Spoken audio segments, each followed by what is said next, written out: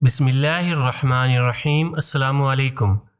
नसीहत चैनल के मुअज़्ज़िज़ ख़वातीन व हज़रात, वीडियो स्टार्ट करने से पहले आपसे गुजारिश है कि एक मरतबा दरूद पाक पढ़ लें।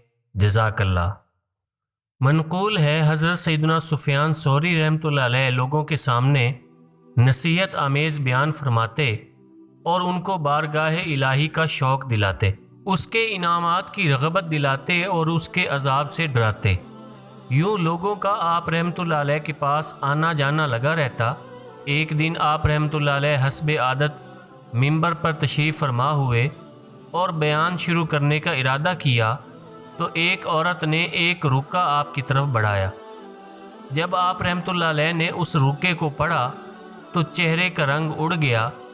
आप रहमतुल्लाह अलैह शिद्दत से आहू बुका और गिरियावज़ारी करने लगे और फिर मिंबर शरीफ से उतर आए और कोई गुफ्तगू ना की। आप रहमतुल्लाह अलैह के दोस्तों ने पूछा, इस रुक्का में क्या लिखा है? तो आप रहमतुल्लाह अलैह ने उनको पढ़कर सुनाया। उसमें लिखा था, ऐ दूसरों को तालीम देने वाले, तू अपने आप को ये तालीम क्यों नहीं देता? तू बीमारों और कमज़ोरों के लिए तो दवा तजवीज़ करता है, मगर वो कैसे शिफा पाएंगे जबकि तू खुद बीमार है। हमने देखा कि तू हमें रुश्द व हिदायत करता है जबकि खुद उससे दूर रहता है। पहले अपने नफ्स से इब्तदा कर और उसे सरकशी से रोक।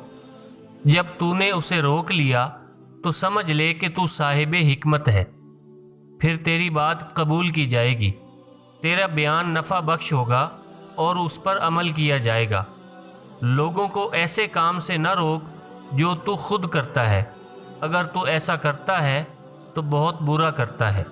रुक्का पढ़ने के बाद आप रहमतुल्लाह अलैह शिद्दत से रोने लगे, यहाँ तक कि बेहोश हो गए।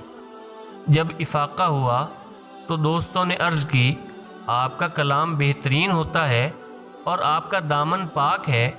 आपके बयान से दिल शिफा पाते और गमज़दा तसल्ली पाते हैं। ऐसा कलाम आपके दिल पर कैसे असर न करे, जबकि आप तो इमाम हैं, और इमाम भी कैसे हैं जिनकी अज़मत दुनिया जानती है।